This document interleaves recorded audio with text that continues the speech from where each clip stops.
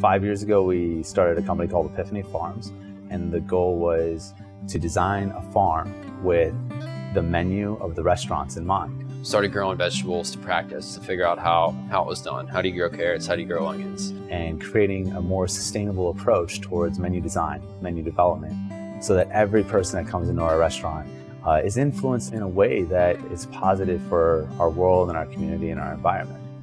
And it's crazy to think that a restaurant can do that, but it is possible. The problem with the conventional restaurant system is it's very wasteful. Our model, Epiphany Farms Enterprise, eliminates that waste stream. We're vertically integrated to recycle everything back into the system. It goes back to the farm and is utilized in a ecologically, economically, and socially responsible manner. I dogged the conventional system so hard when I started my farm. I was like, this is crap, I can do it better. And it's not. It's so efficient. It's so good at what it does. The global food system is maybe the greatest human mechanism that's ever been conceived and developed. And so to say that we need to throw that away and we need to go back 100 years, I think is maybe not the point. I think what we need to do is we need to take everything that we've learned from this system, and then we need to look at nature and say, okay, what do you want to do? What do you want to grow? Things that are grown proper and allowed to mature with nature, harvested at the proper time, cooked and prepared fresh, are better. They taste 10 times better. In nature's systems, it knows, it just does it. If we leave it alone, it produces an amazing amount of abundance. 4 miles away, we have hundreds of varieties of vegetables, and we've already been able to build a system that does that.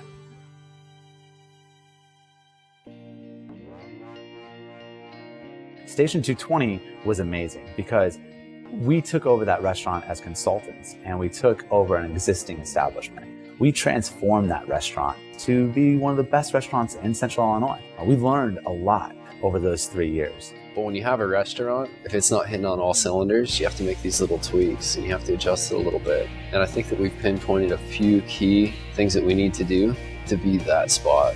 Through producing these dishes for Station 220 over the last 3 years, we've seen our production costs come down. We've become more efficient. We've become better farmers. We've actually been able to drive the production costs of our food down to a point to where with the new restaurant, we can offer it in a way that's way more affordable and more accessible. And also by us studying the market and listening to our customers, they want to be able to come to Epiphany Farms Restaurant 2-3 times a week, not 2-3 times a year, because of the amount of people backing us and believing in our concept and believing in the Epiphany. We can now finally open up Epiphany Farms Restaurant. I don't remember where I was going with that, but we got a wall to hang, so what else you got for me?